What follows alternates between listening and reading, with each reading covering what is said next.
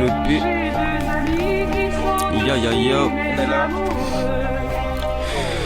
Le temps est bon, je me tire un coup, prédit un coup d'état. Gros, j'ai mille et une idées pour faire de ce monde un monde meilleur. Dans tous les cas, ça ne pourra pas être pire que sous Adolphe Fidel, Castro ou leur compéro, globes idéaux. Jouer plutôt aux jeux vidéo, merde. Bonjour à toutes et à tous et bienvenue dans ce nouveau numéro de 11 démarque. Au programme aujourd'hui, l'actualité du football européen ainsi que nos analyses sur les matchs disputés ce week-end.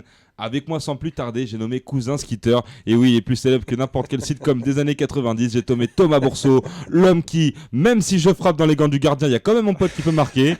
J'ai nommé Thomas Bourseau. Comment ça va ? Ça va très bien et toi Bruno ? Bah écoute, ça va, hein. Ça passe une bonne Saint-Valentin ? Ouais, devant PSG. C'était quoi le match déjà ? Nice-Marseille. Du foot, règle du foot. Ouais, c'était du foot. Ah, c'était pas du foot. Règle du foot. Du foot. Hein. Il n'est pas tout seul autour de ce plateau car il y a Nicolas Lecomte Boinet qui aujourd'hui a une petite, petite blessure vocale. Il a une petite voix fragile. Ouais, on appelle ça un rhume aussi dans le langage français. Hein. T'entends que je suis pas français, c'est ça ? Bah oui, tout à fait. D'accord. Et ma voix est défoncée, mais bon, on fera avec. D'accord. Bah écoute, au contraire, ça va rajouter peut-être un petit peu plus de punch, un peu plus de... Je sens l'ironie là. Ah non, jamais. Ça va NLB ? Et toi ? Très bien, très en forme. Et évidemment, il y a celui qui remplace Karl aujourd'hui, malade, voilà, fatigué. Évidemment, Kevin s'est chargé de venir. Kevin, 86 kilos sur la balance, du gel à foison, il y en a pour 3 camions. Comment ça va, Kevin ? Oh putain, ça va la forme, hein, franchement. Mais c'est pas du gel, et c'est de la cette ceinture cire. de la WWE. Ah oui, non, tout à l'heure on a regardé John Cena Batista. Alors c'était en plein cours, et c'était génial. Tu sais que c'est truqué. Oui, c'est truqué, mais t'as l'impression qu'ils se mettent des vrais bangs, c'est un truc de fou. C'est un truc de fou. Et voilà, ouais, mais sinon ça va. Hein, ça va. tranquille, hein. Ouais, Sinon, ça va. Oui, bah oui, toujours. Hein. Et puis là, on est bon là aujourd'hui. Hein. Bon les gars, on va commencer tout de suite parce que je vous sens chaud comme d'habitude. Hein. J'ai l'impression de dire ça chaque semaine. Avec la première rubrique de l'émission, le Zoom. Alors cette semaine, ce n'est pas un joueur, ce n'est pas un club comme on aurait pu faire, mais finalement, c'est la Ligue des Champions, tout simplement. Je me tourne vers toi, Thomas. La Ligue des Champions, ça commence ce soir avec PSG, Chelsea et Benfica, Zénith, Saint-Pétersbourg. Qu'est-ce que cette Ligue des Champions a à nous proposer ce soir ? Déjà, moi c'est ce que j'attendais depuis 2 mois. Le retour de la grande Ligue des Champions, de la C1, la Coupe aux grandes oreilles. La Copa. Parce qu'on avait un peu marre de voir Paris gagner, de voir Paris gagner tous les week-ends, de voir Leicester faire quelques petites performances. Tu vois. Le seul truc qui m'a vraiment plu récemment, c'était la victoire d'Arsenal contre Leicester ce week-end. Et là, c'est vraiment le retour des émotions, que des émotions. Et là, ce soir, on a un petit PSG-Chelsea très alléchant, qui va pas être si simple qu'on croit pour les Parisiens. On va voir ce qui va se passer, mais je pense que Chelsea va pas venir pour faire de la figuration. Et après, au niveau de Benfica, Zénith, ça sera plutôt à toi d'en parler parce que tu es un peu le supporter du Benfica. Tu vas pouvoir en parler mieux que personne. Mais c'est vrai que c'est une affiche assez intéressante. Mais je pense que, au niveau des pronostics, je pense que Benfica va pouvoir faire quelque chose ce soir. Après, pour Paris, il y a un contexte, un peu difficile. Hein. On le sait tous, on va peut-être en parler plus tard, je pense. Et on va voir qu'est-ce que ça va donner. Marquinhos à droite, il l'a déjà prouvé auparavant. Il sait jouer à ce poste-là. C'est l'assurance tout risque derrière. Même si cette année, il est moins bon que l'année dernière, il joue beaucoup moins aussi, il faut le dire. Donc ça va être un match intéressant. Je laisse parler à NLB pour la suite. Ouais, enfin, ça fait plaisir de revoir la C1. Elle nous a manqué, hein, comme à vous tous sur le plateau, je pense, et ceux qui nous écoutent. Et il y a 2 affiches qui sortent du lot, évidemment. Il y a Paris-Chelsea et il y a aussi Rome-Madrid. Par rapport à Paris-Chelsea, je serais vraiment curieux de voir comment le PSG va s'en sortir ce soir parce qu'ils sont favoris, même nettement, pour une fois contre Chelsea d'ailleurs. Tant que ça. Par rapport aux saisons que les 2 clubs font, a priori, oui, hein, de ce point de vue-là. Et la cote des équipes aussi. Chelsea est à 6 ce soir. Ouais, ce qui est quand même assez incroyable. C'est incroyable, c'est comme si c'était Angers qui joue contre Paris. Hein. C'est limite ça, ouais. Donc, pour toi, tu vois une victoire large à la rigueur Non, moi au contraire, je vois un 0-0 parce que je pense que Hiddink, qui est un entraîneur qui aime avant tout avoir une assise défensive importante, d'ailleurs il a encore redéclaré ce week-end sur Sky, après son match contre Newcastle, qu'ils avaient gagné 5-1, lol. Je pense qu'il va venir avec une équipe très défensive, qui va jouer très bas, en prenant peu de risques. John Terry ne sera pas de la partie, j'ai vu ça tout à l'heure. Mais même si Terry est évidemment très très important pour Chelsea, pour sa défense bien sûr, il y a un élément qui peut surpasser, je pense, les absents pour cause de blessures. C'est le fait que Chelsea a un ADN européen inscrit en eux depuis 10 ans. Ils déçoivent quasiment jamais en C1. Mis à part en 12-13 quand ils sortent en poule et éventuellement l'année dernière, ils déçoivent quasiment jamais, ils sont toujours au rendez-vous. Ils sont habitués à jouer contre des équipes meilleures qu'eux, à ne pas ressentir de pression négative. Très limite l'exploit parfois. Ouais, ils sont habitués à ne pas décevoir, donc je pense qu'ils vont vraiment montrer un bon visage, ou du moins un visage solide. Et je pense qu'il y aura un 0-0, ou en tout cas un match de Chelsea très solide. Kevin, tu vas évidemment voir ce match, on va le voir ensemble d'ailleurs, ce match PSG-Chelsea. Qu'est-ce que tu attends de l'équipe du Paris Saint-Germain qui, en soi, même si elle survole la Ligue 1, on sait très bien qu'elle la survole très largement. On dit que c'est grotesque, on dit que c'est trop. Bon, bref, ça après, c'est les médias. Mais Paris Saint-Germain en Ligue des Champions, c'est vraiment le point sensible. C'est pour l'instant le petit problème, le truc qui fait qu'il y a toujours des problèmes en interne. Tu vois, déjà ce match aller décisif pour le Paris Saint-Germain dans leurs petits problèmes qu'ils connaissent en ce moment. Moi je crois surtout que ouais, le PSG en fait n'a pas vraiment connu de problème. On sait que ça met du temps pour être performant en Ligue des Champions.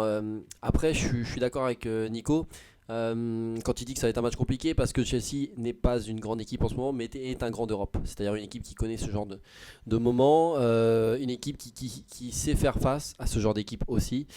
Une grosse assise défensive, une défense solide malgré l'absence de Terry. L'absence de Terry ne sera pas si importante que ça. Et donc, à côté de cela, un PSG qui joue bien. Un PSG qui ne sera pas marqué, à mon avis, par la Ferrari. On en reparlera plus tard. Et je pense que ça va être un match intéressant. Pas une attaque-défense, mais un PSG qui va attaquer, un Chelsea qui va défendre. Le match nul semble quand même bien se dégager, mais... Je mettrais quand même une victoire du PSG sur la longueur du match, quand même. Petit espoir en tant que Parisien, c'est normal. Oui, et puis sur la longueur du match, je pense que quand même Chelsea est... Avec des joueurs comme Di Maria. Voilà, Di Maria, Ibra qui est pas mal aussi. Thomas, tu voulais dire un petit mot Juste rajouter un tout petit truc avant de passer à autre chose. Là, il y a un truc qu'on n'a pas pris en compte, une variable, c'est le retour de Pedro. Pedro qui revient un peu en force. Avec un doubleur.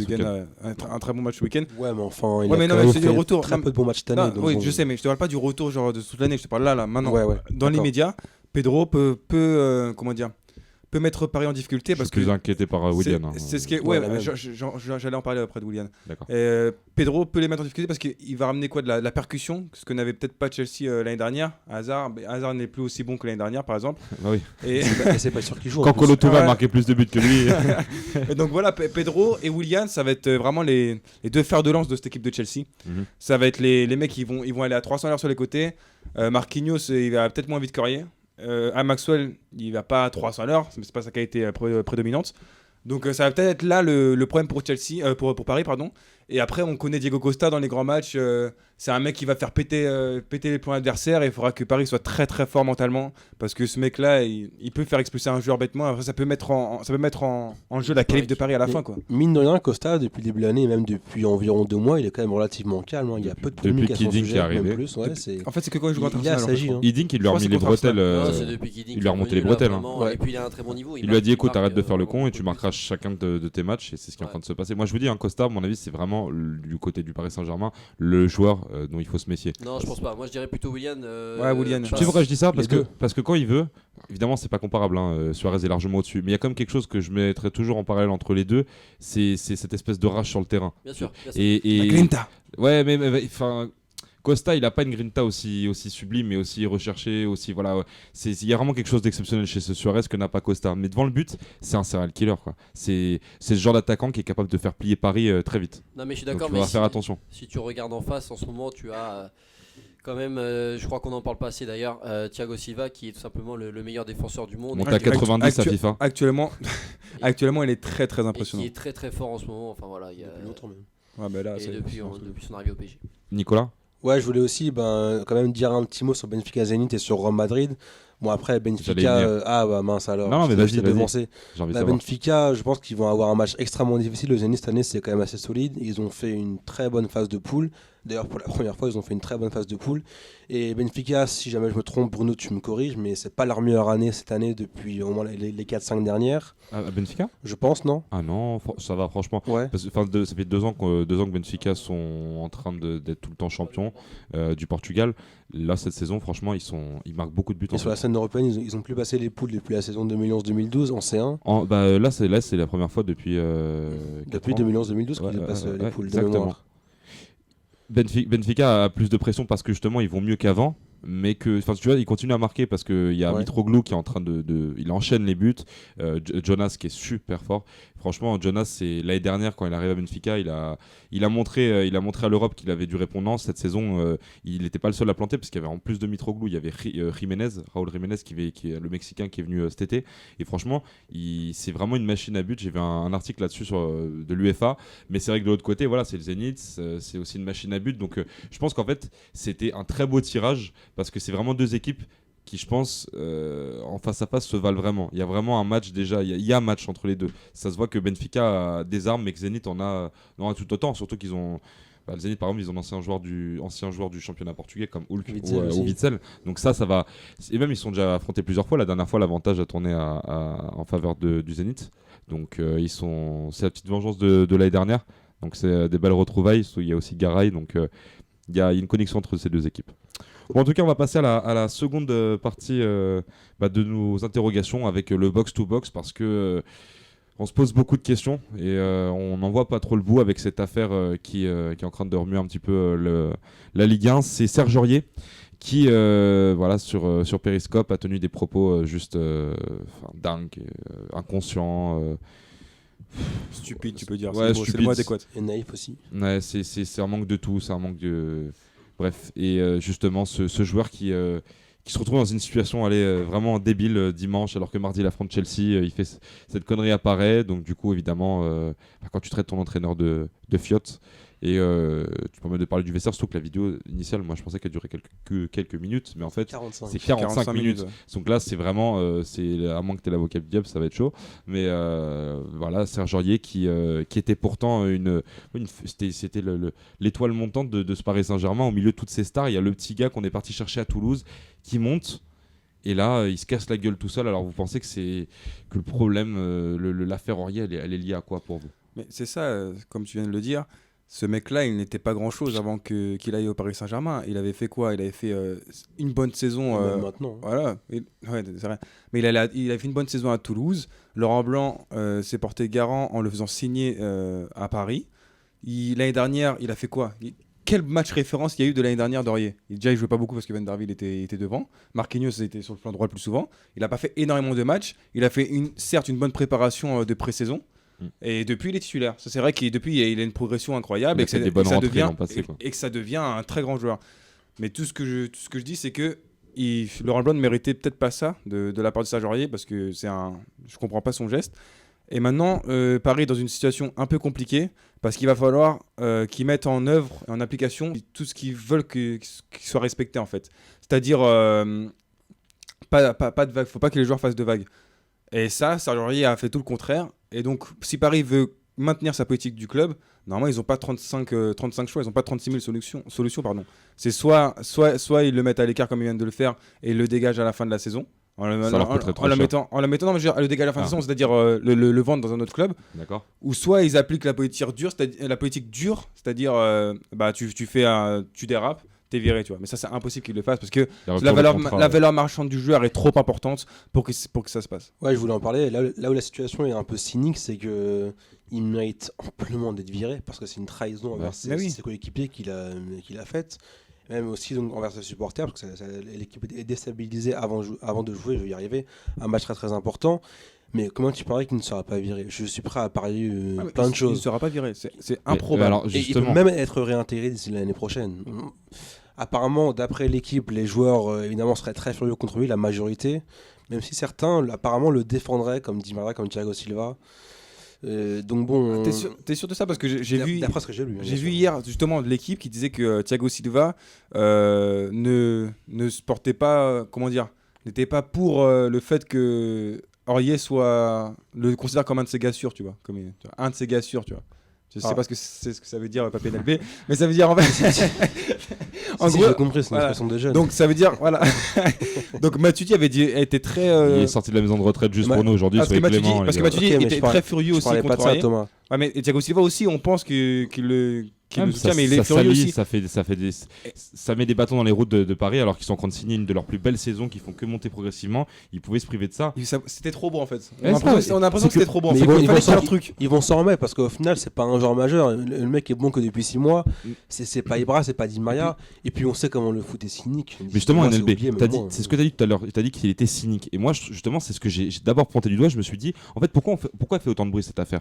On sait très bien que dès qu'il y a des affaires avec des grands joueurs de foot, ça fera des scandales, ça fera du bruit, donc on va pas y échapper pendant un mois. Mais moi, je trouve que s'il y a autant de polémique avec Aurier, c'est qu'on sait qu'il a fait une connerie majeure, mais qu'on sait qu'il ne se fera pas virer. Et donc, du coup, comme tu as dit, le football est devenu tellement. Voilà, le foot business est devenu tellement. Il a contaminé tout. Il a contaminé tellement tous les terrains. Fabien Delph. Qu'actuellement, ouais, voilà. Le mec, voilà, bon exemple. Delph, 2 jours avant de signer à City, je connais mes valeurs, C'est génial. je connais mes couleurs. C'est pour ça que je reste à Aston Villa. Et là, 2 jours Je veux après, devenir le capitaine d'Aston Villa. ouais, 2 jours après, il a un chèque de 40 millions. Ouais, c'est vrai que Manchester City avait un vrai projet sportif. Bon, on va revenir à Aurier. Moi, je pense que c'est surtout parce que Aurier, c'est-à-dire que le mec, il peut, à un moment ou à un autre, tellement être dans une dynamique de je suis là avec l'une des meilleures équipes au monde, je suis en train de devenir l'un des meilleurs latérales droits au monde. Bref, sous les feux de la rampe, il s'est cramé. J'en parlerai tout à l'heure, mais c'est vraiment, c'est pas possible. Quoi. Mais ça Et si devrait Ibra être. l'avait fait. Mais c'est ridicule qu'on puisse pas le virer. Ça ce que tu disais. aurait pas été pareil. déjà. C'est ridicule Mais- qu'on puisse pas. Mais ça, c'est de la pure insubordination. Et Nasser El Khelaïfi, tu vois, je prends l'accent.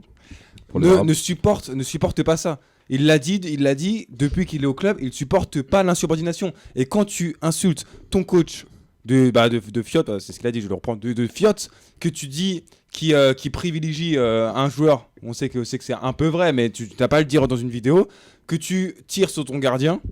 Tu n'as pas le droit de faire tout ça. Et ce que je ne comprends pas, c'est son attitude en fait. C'est de la naïveté, c'est de la faire le stupidité. mec de cité. Non, mais surtout, hormis ce qu'il a dit dans la vidéo, c'est son attitude quand ça a éclaté. Du genre, quand on a vu la vidéo, il a osé dire à Pierre Ménès, on a vu avec les tweets, tout ça, et il avait dit oui, ce n'est pas vrai, c'est la falsification, je n'ai jamais dit ça. Et le lendemain, quand le détenteur de la vidéo a mis le vrai extrait qui était un peu plus long que les 7 minutes, qui a fait, je sais pas, 12-13 minutes, et qui a mis en plus 45, et là il a dit oui, c'est vrai, et je tiens à m'excuser de ça. Non, mais t'as voulu faire le bonhomme, t'as voulu faire le mec de Sevran, représente 9-3. C'est ça qui est. Et ben tu fais bonhomme jusqu'au bout, tu vas pas le lendemain faire une interview où t'es limite en train de pleurer comme si ton père il vient de te frapper quoi. En fait, il s'est comporté comme un lâche là-dessus. Mais oui, tu veux faire le mec, tu fais jusqu'au C'est lui bout, qui traite ou son sinon coach tu de le fais pas. fiotte. C'est ouf. C'est lui qui traite son coach de fiotte. Donc Et après il fait la fiotte le lendemain, je comprends pas. Voilà, c'est ça qui. Il est à la fois naïf et lâche. Ça a quoi, cassé mais- son image totalement. Ça a vraiment. Le lendemain, quand on le voit en. Non, le jour Enfin, même dimanche. son image n'était pas géniale. Ah ouais, D'un- D'un point de vue sportif, Oui. oui, mais d'un point de vue humain. Bah, il avait déjà eu un dérapage avec l'arbitre contre Chelsea. Ah, Même exactement. c'est pas un mec Hier, qui semble être on sait que intelligent, voilà, le- on sent que c'est pas la science à fuse. Je vais en parler tout à l'heure dans ma lettre ouverte, donc spoilez pas trop. Ok, Mais ce que je d'accord. voulais dire, c'est un dernier petit point, et après on va laisser parler évidemment le Parisien de cette émission. Il est très calme là. Moi, il y a un point qui m'a vraiment dérangé, c'est la situation où vous vous rendez compte quand même que le PSG, c'est un club où tu as un coach comme Laurent Blanc. On évoque le fait qu'il va prolonger, mais toujours pas de papier officiel. On sait que c'est un mec qui a réussi à faire un exploit entre guillemets l'an passé. C'est pas un exploit. C'est pas un exploit, mais aux yeux des Parisiens, ils avaient besoin de ce genre de match. Ce genre de match référence dans l'histoire de Paris moderne de ce nouveau PSG, il n'y en avait pas tant que ça. Entre match référence et exploit, il y a un monde. Bien sûr, mais quelque part, pour toi, c'est perdu comme ça, mais pour les supporters qui est en train de vraiment découvrir ce nouveau cocon Bah, il se parisien. trompe. Justement, tu parles des supporters. Ouais. Juste coupe 3 secondes. Est-ce que vous vous rappelez de l'épisode avec les ultras du PSG? Ouais.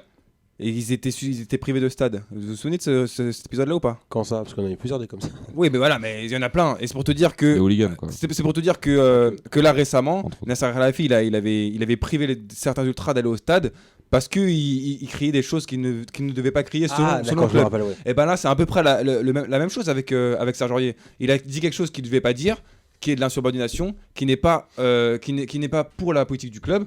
Donc si on suit les raisonnements d'un Nasser Al-Khelaifi et de la direction du club, eh ben, il devrait être mis à la porte, même si ça Bien ne sera sûr. pas fait. Il devrait être mis à la porte s'il devrait aller jusqu'au bout de leur raisonnement. Mais moi, ce que je pardonne pas, c'est par rapport à Laurent Blanc. C'est-à-dire que le mec ne se fait tellement pas respecter, alors qu'attends, c'est quand même un grand joueur. C'était un grand joueur. Il est parti dans plein de clubs où il s'est fait respecter, dans plein de pays où il s'est fait respecter. En sélection, c'est un monument. Il devient coach et j'ai vraiment l'impression que, même si avec le recul, on se dira putain, quel coach ça a été à Bordeaux et au PSG, quand même, faut dire ce qui est. J'ai l'impression quand même qu'un mec comme Serge Aurier, alors que le mec s'est cassé le cul à le faire venir et a vraiment voilà, il était pas obligé de le faire, Laurent Blanc. Il était pas obligé de le faire. Il a au Paris Saint-Germain, il peut des latérales droits, il peut en prendre. S'il veut acheter un gros latéral droit, PSG peut faire une enveloppe. Les Chinois, ils leur ont fait une belle enveloppe pour la V10, ça aurait été vidu. Donc moi, ce que je dis juste, c'est tout simplement, Laurent Blanc, il y a un moment où c'est peut-être le sursaut qui va faire que les médias vont devenir gentils avec Laurent Blanc, pardon, et surtout, on va peut-être lui lâcher un petit peu les. On peut pas le lâcher. S'il n'atteint pas les quarts de finale, il va être viré. Non, mais t'entends un peu ce qu'on dit sur lui. Mais on peut pas lui lâcher la grappe parce que pour avoir du respect, il faut l'obtenir. On va dire qu'il était très fort. Alors, il était très fort avec Bordeaux. Il a obtenu du respect en équipe de France. Dès qu'il allait faire des quotas, il s'est évincé de lui-même, on va dire. Et il est parti avant la fin de son contrat, tu vois. Et là, à Paris, on a vu l'épisode en coupe de la Ligue, en Coupe de France, je sais plus c'était lesquels, contre je sais plus qui là, où il veut faire sortir David Luiz et que lui il sort pas. Quand tu te fais pas respecter aux yeux du monde par ton joueur. C'était contre Marseille, ça. Non, c'était en coupe, ça, non? Non, c'est contre Marseille qui refuse de sortir. Ouais. C'est contre Marseille il veut un classico. Il veut pas le faire sortir. Voilà, c'est pour ça que j'ai dit aux yeux du monde. Aux yeux du monde, et on voit que le mec il sort pas. Et ben t'as aucun respect, et puis les médias ils te clashent, et c'est pas parce qu'il a fait sa conférence de presse hier les médias sont pragmatiques. C'est comme Zlatan qui lui bouffe. le respect, ça se gagne, ça n'arrive pas sur un plateau. Tu dis pas à ton coach qu'il bouffe les couilles de Zlatan parce que mais non, mais ça je suis d'accord. Mais je m'adresse directement au sujet, tu vois. T'inquiète. Kevin, j'aimerais que tu te réveilles de ta sieste. Non, c'est simple. Je vais vraiment devoir vous expliquer ce qui se passe sur ce plateau. C'est simplement que Kevin est en pleine méditation, il s'en remet au bouddhisme. C'est-à-dire qu'il a testé toutes les religions pour que ce soir ça marche. Il m'a dit au moins je suis sûr, j'ai toutes les chances de mon camp. Attends. Comme Arsenal ne gagne jamais, il peut espérer que Paris gagne au moins. Arrête de plier des cuillères et dis-nous ton avis sur l'affaire Serge Aurier. Déjà, je méditais à propos de la force. Non, Il recommence. Parce que le pouvoir de la force est très fréquent chez moi, évidemment. Serge Aurier. Monsieur, cher Serge Aurier. Serge Aurier! Alors non, ce n'est pas une lettre ouverte, parce que ça c'est Bruno qui sait les faire et pas moi. On sait. Beaucoup d'inconscience, beaucoup de naïveté, très peu de réflexion. Serge Aurier a lamentablement craché sur son coach, sur ses joueurs. Un coach qui s'appelle Laurent Blanc, qui l'a fait venir au Paris Saint-Germain. Il s'est engagé auprès de sa direction pour cela. Aujourd'hui, ce qu'a fait Serge Aurier est impardonnable. Il l'a dit, il présente ses excuses. Mais avant de présenter, il faudra quand même arrêter de faire des conneries et réfléchir tout simplement. Je crois que ça ne pénalise pas l'équipe parce que ce sont des internationaux, ce sont des joueurs qui ont vécu beaucoup plus, qui ont l'habitude d'être mentalement prêts pour ce genre de rendez-vous. Donc aujourd'hui, je pense que ça ne pénalise pas l'équipe. Par contre, ça pénalise le club en termes d'image. Je crois que le PSG veut construire quelque chose de solide en termes d'image et en termes sportifs. Et aujourd'hui, ça pénalise en ce sens. Aujourd'hui, Aurier est mis à pied. Aurier mériterait d'être viré, mais comme l'ont dit Nico et Thomas, il ne peut pas être viré parce qu'il y a un capital joueur qui est important aujourd'hui. C'est scandaleux. Et voilà, Aurier a tenu ces propos-là. Il ne peut s'en vouloir qu'à lui-même, tout simplement. Aujourd'hui, il était en pleine ascension, probablement l'un des meilleurs latérales droits d'Europe. Très très fort. Il m'a beaucoup déçu. Voilà, moi je suis supporter du Paris Saint-Germain. Je trouve que c'est vraiment très décevant. Et pour finir, j'adresse tout mon soutien à Laurent Blanc. Tu l'as fait un peu, Bruno. C'est un coach qui n'est pas assez reconnu aujourd'hui. Paris Saint-Germain est une très grosse équipe grâce à lui. Le jeu, c'est grâce à lui. Stambouli, c'est lui qui l'a ramené. Tout ce qui se passe au PSG, c'est grâce à lui. Et il ne faut pas sous-estimer Laurent Blanc. Et j'espère qu'il aura beaucoup plus de crédibilité que ça. Il a ramené Cabaye au PSG, les gars. Voilà. Non, je rigole. Exactement. Non, mais voilà. Et puis ce qu'a fait Serge Aurier, c'est d'un abrutisme. Enfin, voilà quoi. On va essayer de rester poli, mais voilà. Ouais, on va essayer de l'être au moins pour donner l'exemple. Contrairement à certains. Ouais. J'ai parlé comme une prof de français, contrairement à certains ici. D'ailleurs, j'ai une phrase de philo pour vous. Il faut prendre le temps quand on a le temps. Voilà, et c'est pour ça qu'on a pris le temps de t'écouter. Parce qu'on avait le temps. Vous avez parlé pendant 3 heures. Parce qu'on avait le temps. On a fait semblant. On enchaîne avec les tops et flops sur cette petite querelle qu'on va laisser de côté, s'il vous plaît. NLB, je vais t'enculer. Arrêtez. Là, vous prenez le carton jaune et la poignée s'en trouve. Attention. Nicolas, je vois que tu rigoles, mais j'ai envie de t'entendre plus sérieusement sur tes tops et tes flops. Alors, mes tops, j'en ai 2. Il y en a un, évidemment, c'est mon top perso, c'est Tottenham, qui a encore une fois été très très bon ce week-end. Obviously. Non, mais c'est... Les fans des Spurs s'accordent à dire que c'est la première fois depuis plus de 30 ans qu'ils voient une équipe aussi solide.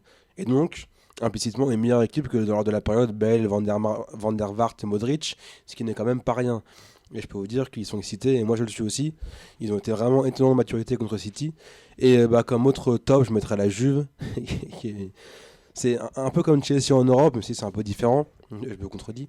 Ils ont dans leur ADN la victoire et surtout le fait de ne jamais paniquer.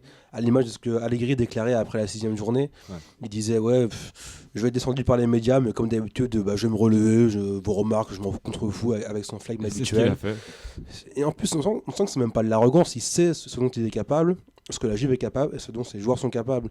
Et ils sont proprement hallucinants. Alors par contre au niveau de mes flops, j'en ai 3, je vais essayer d'être rapide. David Silva qui depuis 3 mois avec City est pas bon, tout simplement. Non. Rarement bon. Non. Et oui. Il a dit David Silva.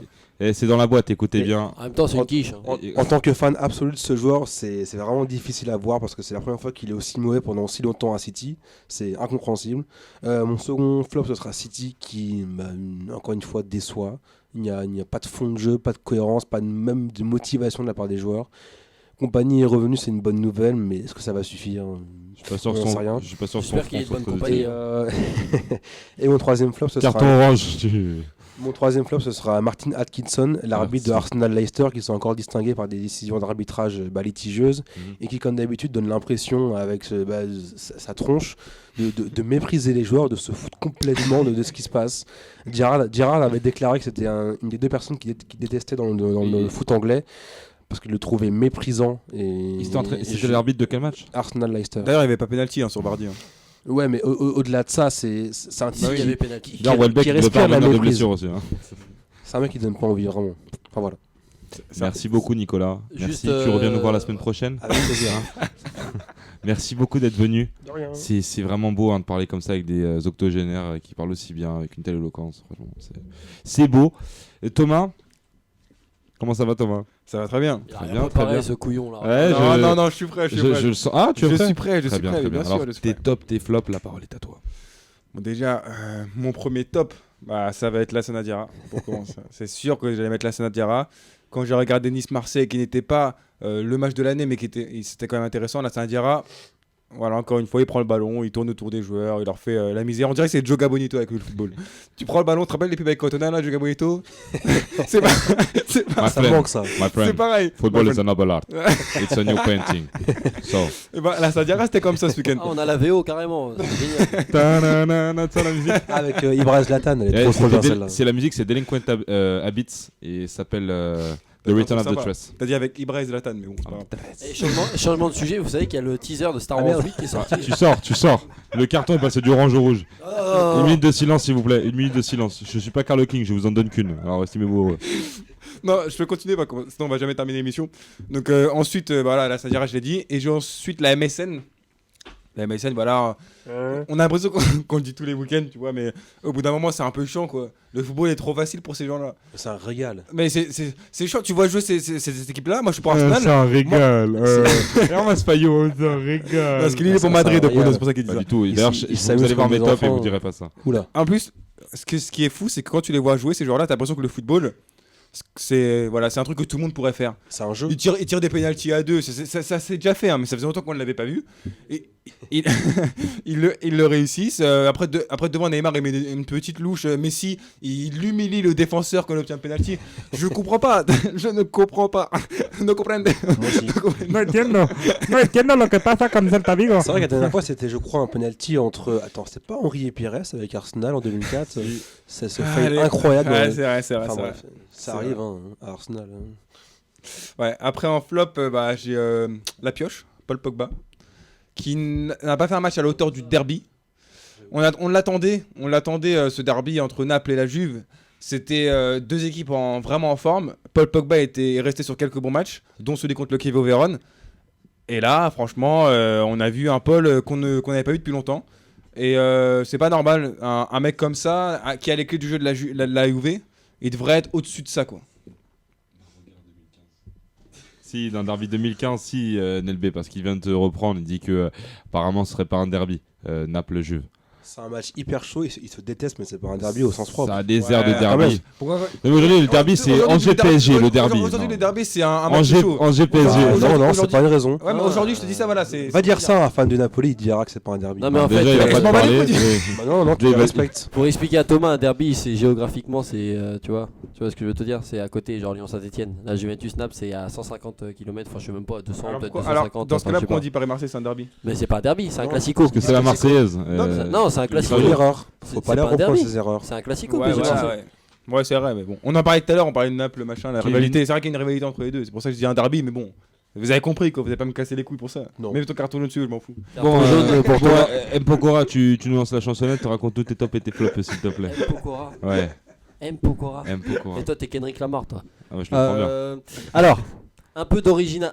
Merci Thomas. C'est une insulte, ça, Kendrick Lamar? Ouais, apparemment, je fous le feu au plateau, donc vas-y. Bah oui, c'est le cas.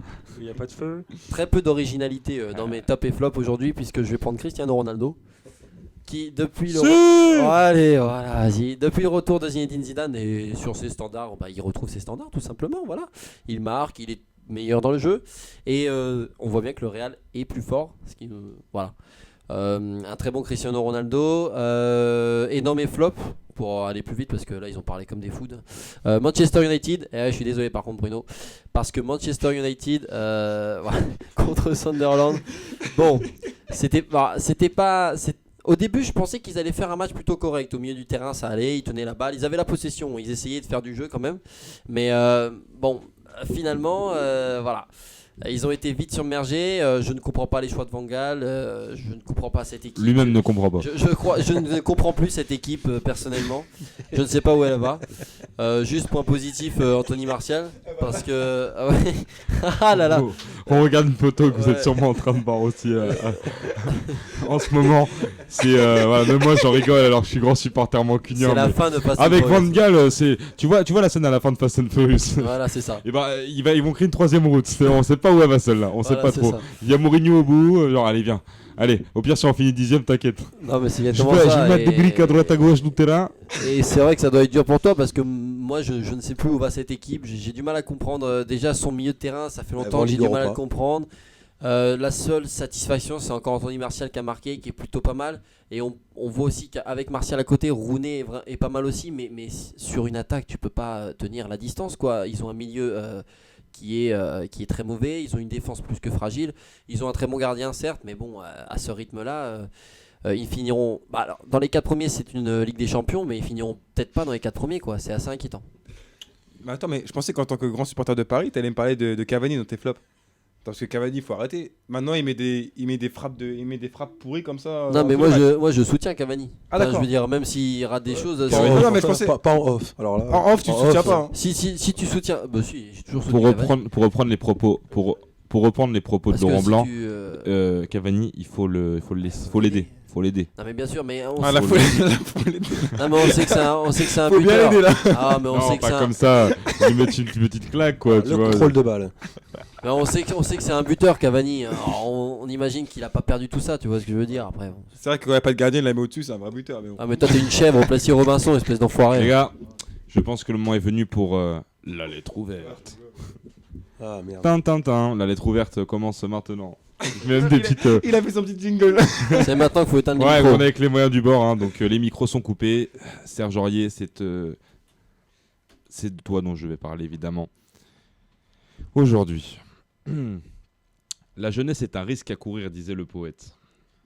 Alors entre débilité et comportement choquant, le petit Serge, tu sais, le chéri du parc, bah, il renvoie une image bien triste. Bien triste de quoi? D'un joueur prometteur d'abord, parce que Serge Aurier était voir un grand destin. Il était aussi considéré comme l'avenir du Paris Saint-Germain, de cette nouvelle équipe avec une identité qui commence vraiment à s'affirmer. Et puis voilà, ébloui par les feux de la rampe. Je me demande si en fait Aurier, si s'était pas fait choper avec cette affaire, est-ce qu'il d'une autre manière, est-ce qu'il serait pas arrivé la même chose d'une manière ou d'une autre? Et au bout d'un moment, j'en suis venu à cette conclusion, c'est que tôt ou tard, comme avec ce qui s'est passé face à Chelsea, avec la vidéo Instagram où il traite de fils de pute un arbitre, je pense que tôt ou tard, et surtout quand on se filme pendant 45 minutes, qu'on se filme en train de rapper, qu'on filme ci, on filme ça, il aurait fini par se faire choper dans une histoire du même calibre. Donc la question, elle n'est pas là. Au fond, ça aurait rien changé en fait. Et moi, ce que je me demande, c'est tout simplement, au-delà de ce nouveau scandale, il va devoir payer lourdement les pots cassés, et ça va lui prendre le temps que ça va lui prendre, et ça va lui gâcher beaucoup de temps dans sa carrière qui est en train de décoller. Et au final, il a décidé de sauter de l'avion, tout simplement. Et moi, je me demande un truc, c'est que Serge Aurier, il est tout le temps en train de déborder. Ouais, petite note de poésie, parce qu'il déborde sur le terrain, il déborde en dehors, voilà. C'était de la merde. Voilà, ça c'était pour toi, c'était pour te donner un peu le goût de ce qui va se passer ce soir. Et donc, moi, tout ce que j'ai à dire à Serge, parce que Serge, il faudrait que je m'adresse directement à toi pour te dire que j'ai toujours adoré ton style. Et je connaissais aussi la personnalité borderline que tu avais. Le problème, c'est que là, ce que je te conseille, parce que ce serait vraiment important que tu fasses ça si tu veux encore sauver les meubles, parce que des joueurs comme Ben Arfa ont réussi, donc je vois pas pourquoi tu réussirais pas. Il y a des cons qui peuvent jouer au foot, c'est très possible d'être con et jouer au foot, c'est très très facile. On me montre Thomas Bourseau. Thomas Bourseau, tu pourras répondre à l'homme chouette là-bas. Chouette, tu le prends comme tu veux. Et donc, ce terre serait un début pour toi, Serge, puis tu devras attendre que l'affaire dégonfle. Surtout que Serge Aurier, tu incarnes le jeune de quartier qui s'en sort. T'as une trajectoire hollywoodienne. Tu quittes le quartier, en plus Sevran, bonjour le cliché. Donc, moi, ce que je te dis, c'est que t'as anéanti une forme d'exemple, de modèle que tu servais pour les jeunes de quartier qui portaient ton maillot. Et je sais, parce que j'en ai vu beaucoup et qu'on en a tous vu et qu'on se disait « Wow, Aurier, c'est ce joueur un peu qui fait la transition entre le grand Paris et le petit Paris. Entre deux bouts de l'Île-de-France, entre les très très riches et les plus pauvres. » Et c'est ça que j'aimais beaucoup avec ce joueur, c'est que tout simplement, il faut que des mecs incarnent des aspects de la société, c'est ce qu'il faisait. Et que là, ça salit vraiment cet aspect-là qui était beau. Et moi, j'ai juste envie de dire une chose, c'est pas pour défendre Serge Aurier, mais j'ai envie de quand même pointer du doigt 2-3 trucs que j'ai l'impression qu'on passe sous silence. D'abord, le PSG, c'est aussi leur faute quelque part, parce qu'à force d'acheter des joueurs trop jeunes, on en revient toujours aux mêmes histoires. Ah, il a mis une photo qu'il fallait, mais il est jeune, c'est pareil, à leur âge, bon, de toute façon, il finira par s'excuser, et on oubliera l'affaire, on va faire en sorte que tel média soit partisan et n'en parle pas. Donc c'est toujours la même chose. Et puis, de toute façon, c'est simple, on sait très bien que quelle que soit l'affaire, même quand un mec insulte son coach et machin, s'il vaut une certaine somme, c'est ce qu'on a dit tout à l'heure, ça ne changera rien. Donc au final, Aurier, excusez-moi, mais si c'est pas mis ces libertés-là, c'est peut-être qu'à un moment où au PSG il y a un tel problème que les joueurs ne prennent même pas conscience de l'importance des choses. Une telle chose, ça ne se passe pas au Real, ça ne se passe pas au Barça. Ils ont d'autres histoires, sur le fisc, sur des détails, sur des machins, sur les affaires. Bon, tu sais très bien Thomas. Mais tout ce que j'ai à proposer, c'est tout simplement Serge Aurier, à son âge, c'était lui qui est son propre ennemi en fait. C'était son propre ennemi. Et dans le football francophone, ça commence vraiment à m'énerver parce que on en voit de plus en plus. Donc Serge, t'as vraiment intérêt à réagir comme un homme et pas une fiotte, parce que c'est ce que t'as dû faire du coup en interview, et ça m'a fait de la peine de te voir en train de faire un discours qui est à peine sincère parce qu'il est de circonstance avant tout, et que tu te dis voilà, je fais ça m'empêchera d'avoir des problèmes et de me retrouver écarté. Tu pars en vacances le temps d'eux, c'est trop facile. Et moi, tout ce que j'ai à te dire, c'est qu'arrête tes gamineries et fais-toi oublier pendant un petit temps et reviens en force. Juste arrête tes gamineries, parce que il y a du monde qui a cru en toi, même ton coach. Et tout homme mérite rédemption. Tu mérites une deuxième chance, mais tu mérites pas forcément une troisième. Donc soigne ton grand retour, Serge Aurier. Messieurs. Ouais, c'était magnifique. Ouais, moi j'ai kiffé moi. Bah, Thomas il a dormi comme d'hab. J'ai pas dormi, mais je pensais que t'avais pas encore mis les micros de retour. Non, mais l'émission est toujours là, LB. Alors, je vous explique. LB, on va t'expliquer un truc, t'as un micro. Pardon, t'as un micro, donc quand tu veux parler à Bruno. En fait, depuis tout à l'heure, il regarde le micro et croit que c'est une caméra. Ouais, Tout à l'heure, il se regarde, il fait est-ce que c'est mon meilleur profil. Merci. NLB, rapproche-toi et parle dans le micro, s'il te plaît. Hombres, vamos a hablar en espagnol. Parce qu'il y a quelque chose qui nous a marqué en Liga. On va parler football, on va parler choses qui nous marquent, on va parler FC Barcelona. En Liga. En Liga, bébé. En Liga. Réveille-toi. Ah oui, parce que la Liga, comme ça. Il a dit Liga. Il a dit Liga. Parce qu'en Catalogne, j'ai senti une petite baisse. Je sens qu'il y a censure. Je sens que à la régie, ça se la joue Corée du Nord. Ça baisse, ça coupe le micro. Non, tu te tais. Tu sais quoi, là je viens de couper ton micro parce que t'as pris un deuxième jaune, tu as pris un rouge. Et je vais pas rentrer dans ton jeu parce qu'on a comme une émission à finir, donc ça nous a marqué. Vas-y Bruno.